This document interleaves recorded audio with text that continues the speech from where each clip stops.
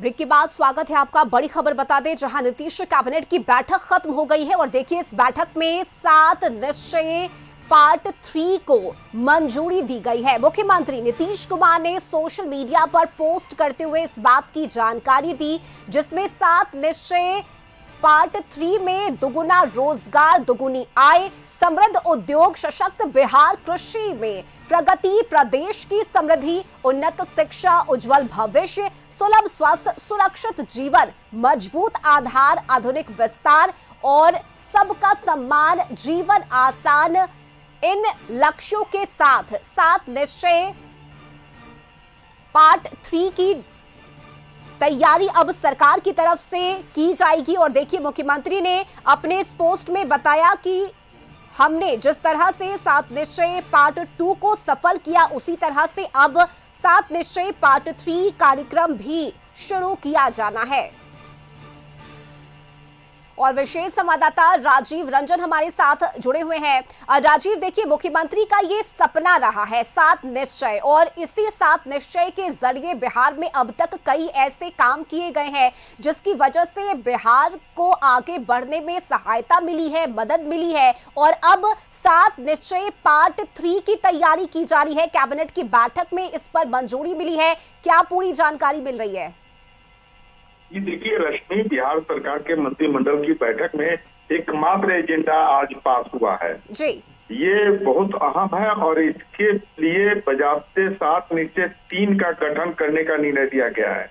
7 निश्चय 1, 7 निश्चय 2 already implement हो गया है। इसके बाद 7 निश्चय 3 के तहत अन्य योजनाओं को देश के विकसित राज्यों की श्रेणी में लाने के लिए ये योजना लाई गई है।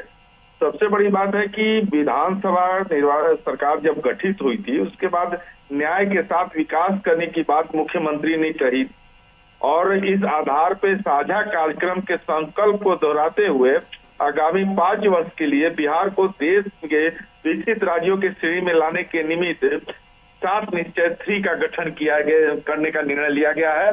और ये बहुत बड़ा फैसला है और आज के कैबिनेट में ये एकमात्र एजेंडा है। बिल्कुल राजीव, देखिए और ये पोस्ट खुद मुख्यमंत्री की तरफ से किया गया। उन्होंने बताया कि मुझे खुशी हो रही है कि जिस तरह से 7 निश्चय पार्ट 1 और पार्ट 2 सफल रहा, अब 7 निश्चय पार्ट 3 कार्यक्रम को लागू करने का फैसला हमने लिया है, जिसके तहत कई ऐसे बड़े फैसले हैं जो सरकार ने लिए हैं, जिसके तहत अब अगले 5 साल के लिए वो एक रोड मैप तैयार किया गया है जिसके जरिए काम किया जाएगा बिहार में।